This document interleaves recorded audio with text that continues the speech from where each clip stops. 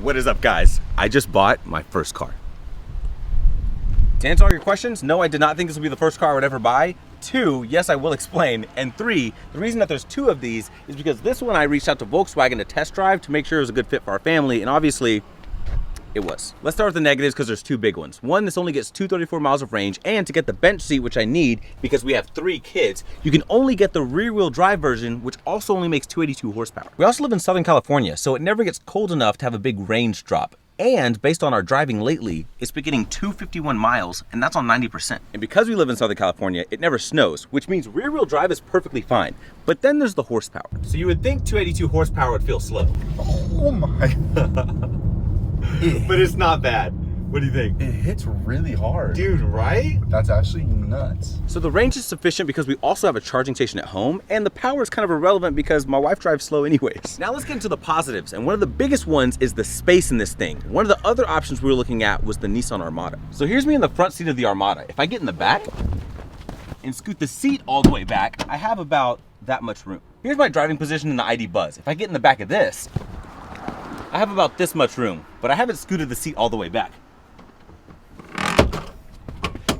Look how much space I have. It's like all the way.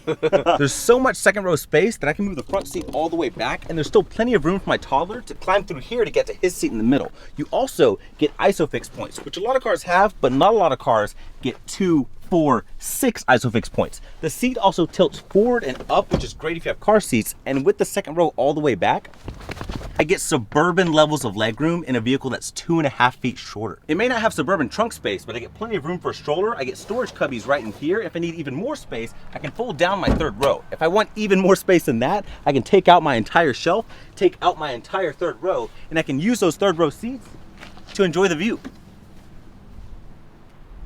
Inside, I get this giant glass roof that can let light in or keep it out. I have built-in armrests, these heated, ventilated, and massaging seats with a thigh extension. My gauge cluster can go up and out with my steering wheel. I have a wireless charging pad, a touchscreen with Apple CarPlay and Android Auto. I get cup holders right here, storage space down there, more storage space back here. I can use these dividers to get ice off my windshield, open bottles, and if I want to take this entire thing out, I can. I also get more charging ports in my door, tons of storage space right here, an area to charge a dash cam up there. If I need a place to store cash or cards, I can put it under my screen. And my favorite part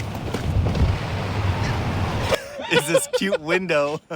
Not only do you get minivan practicality, but this actually sits up high, just like an SUV. I also get a head-up display right there, and this has tons of glass, so the visibility is great. This next